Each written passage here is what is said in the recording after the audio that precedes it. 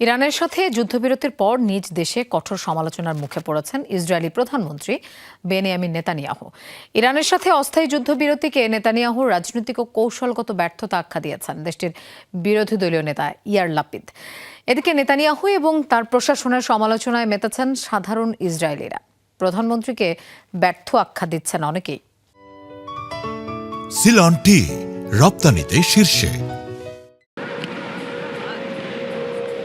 Iran যুক্তরাষ্ট্র যুদ্ধবিরতির পর স্বস্তি বিশ্বজুড়েই। তবে তেহরান ওয়াশিংটনের এমন সমঝোতার পর রাজনৈতিক চাপে পড়েছেন ইসরায়েলের প্রধানমন্ত্রী বেনিয়ামিন নেতানিয়াহু। প্রশ্ন উঠেছে, এই যুদ্ধবিরতি কি ইসরায়েলের জন্য কৌশলগত সাফল্য নাকি রাজনৈতিক ব্যর্থতা?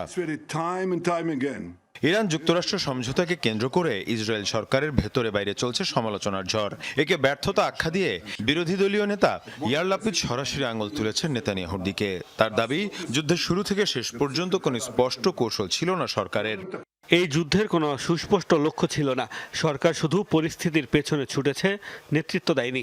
নেতানিয়াহু সরকার সামরিক, কূটনৈতিক এবং কৌশলগতভাবে ব্যর্থ হয়েছে। এই ব্যর্থতা সামাল দিতে কয়েক বছর লেগে যেতে পারে। এদিকে নেতানিয়াহুর সমালোচনায় মুখর ইসরায়েলের সাধারণ মানুষও। যুদ্ধবিরতি হলে কি হবে? কাজই তো শেষ হয়নি। বাস্তবতা হলো, ইসরায়েল পরিণত হয়েছে যুক্তরাষ্ট্রের পরিকল্পনা বাস্তবায়নের অস্ত্র হিসেবে। ইসরায়েল রাজনৈতিক অর্জনকে বাস্তবে রূপ দিতে পারছে না।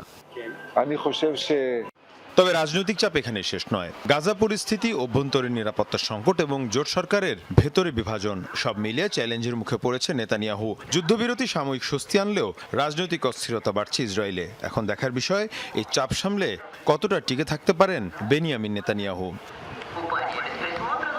মীর মুশফিকা হাসান, যমুনা নিউজ।